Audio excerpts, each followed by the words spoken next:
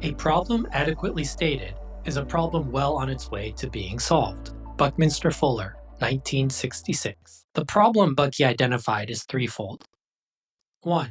Terminal violence. We now have the capability to destroy all of humanity. While it is convenient to believe humanity is not capable of taking such action, when people feel cornered or trapped, there is precedent for inexplicable behavior. 2. Resources and accounting.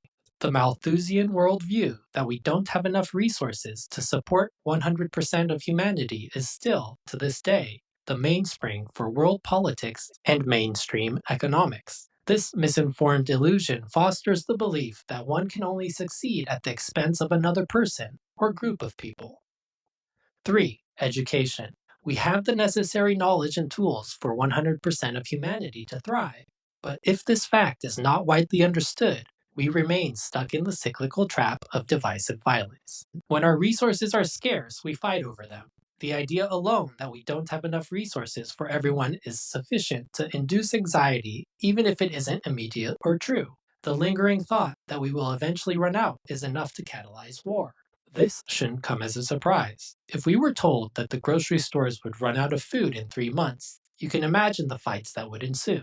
This has been the human condition for as long as we know. But humanity now has reached a point where we have the knowledge and resources to support all of humanity beyond our immediate needs. This brings me then to the second problem, resources. We're trapped in the illusion that there are insufficient resources, which fosters the belief that there exists a choice between you or me. Technology and tools, however, have given us the leverage to do more with less. Bucky suggests our words were the first form of technology that leveraged more than one person. We tapped into a new form of technology when we discovered our ability to communicate. Interestingly, the word count in a language continues to increase over time as we discover new ideas to communicate. The more concise one can communicate meaning, the less energy one needs to expend doing so. As our ability to communicate grew, so did our networks. The amount of people that we could communicate with was proportional to how effective our language was. This led to an economy of scale that allowed collaboration to flourish. Every new unit of effort produced an outsized result for everyone. It's a form of technology that allows us to collectively do more and more with less and less. This is one major reason why cities independently developed all over the world. Bucky warned, however, that this mutual benefit would only be reflected in the form of economic progress if it was balanced by an increase in trust, and that it may be taken advantage of by, quote, those who intelligently acquaint themselves of this fact. When you collaborate with a small group of people directly, it is possible to verify when people are not acting in good faith. However, as we begin to increase our networks of collaboration and trade, we increasingly outsource our communication to tools, like money. When we exchange our time and energy directly, we can verify what we get in return. As our economy grows, and we begin to trade with people who are increasingly removed, we hand over our trust to the medium we use to exchange value. Often, this is in the form of a currency, like the dollar, euro, or yen. Prices become a universal signal we use to communicate. What we spend our money on says something about what we value, because it is supposed to represent our time and energy. Bucky understood that if we were to leverage our economies of scale to support 100% of humanity, we needed a language based on unbreakable laws of nature, not fallible or centralized human organization. Humans, no matter how altruistic, are imperfect. We can be manipulated, often unknowingly. Putting our trust in words is also insufficient, as they don't always pass the test of time. They can often mean different things to different people in different contexts. To cooperate globally requires a language that transcends space and time. Bucky correctly observed that trust had to scale with the size of our networks. Otherwise, the temptation to cheat the system eventually becomes too much. Conversely, Bucky observed that the laws of nature never go on vacation. They are always active, true, and interaccommodative, meaning they never contradict each other. They are not fallible like humans are, and you can trust that they won't change over time. They are time and scale agnostic. Bucky contrasts faith-based economic models, which rely on trust in banks, trust in property values, trust in centralized institutions, with science-based design, which produces reliable, functional solutions that do not require blind trust. Instead of trusting a centralized authority, people can rely on scientific laws of nature.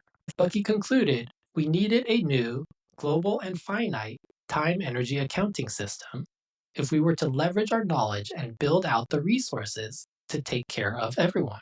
We needed an operating system that scaled with the size of our network, not one where trust deteriorates as it gets larger. This new accounting system replaces economic faith with scientifically engineered reliability. It replaces trust with measurable, reliable systems based on universal properties of time and energy. When economics are based on truth, efficiency, and universal access, people no longer need to place their faith in fallible systems that have historically failed them.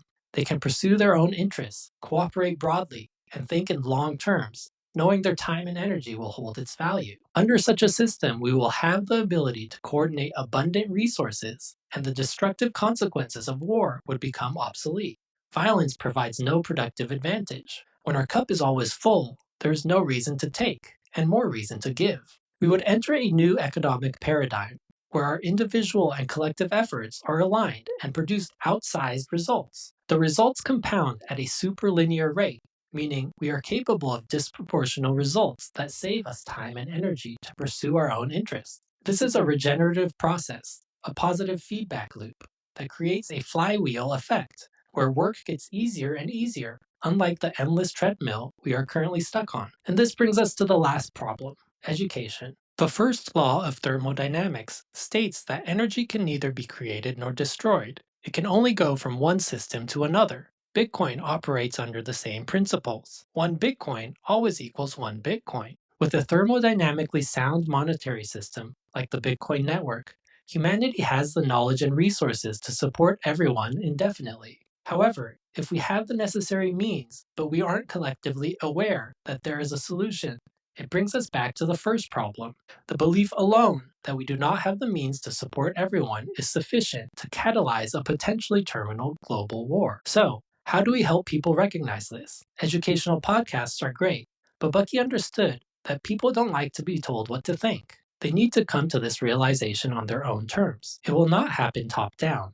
It will happen from the bottom up, one individual at a time, one by one, or as Bucky would say, bit by bit. This is why an open ledger that anyone can verify on their own terms matters. We will dive further into this in another episode, but the Bitcoin hash rate is a proxy for global wealth. It represents a flexible load that we can reallocate to other productive use cases as soon as there is a need for it. As the Bitcoin hash rate continues to increase on an open ledger for everyone to see, it will become overwhelmingly clear that we have the necessary resources to support all of humanity. Furthermore, it will eventually show us that when combined with our knowledge, we can accomplish anything we deem necessary. This globally distributed, dispatchable power in the form of hash rate is the real definition of wealth in an uncertain world. If we store our surplus energy in commercial real estate, we cannot dispatch any of that embodied energy. Worse yet, it may lose 80% of its value overnight, as events like a global pandemic change our behavior. When our energy surplus is instead stored in a distributed network of global hash rate, we can dispatch that power to assist during any emergency or opportunity anywhere in the world. To quote Bucky, humanity is about to discover that whatever it needs to do and knows how to do, it can always afford to do. He was confident that once humanity has the right information, a true and honest accounting system congruent with universal properties, it is going to make some very good decisions.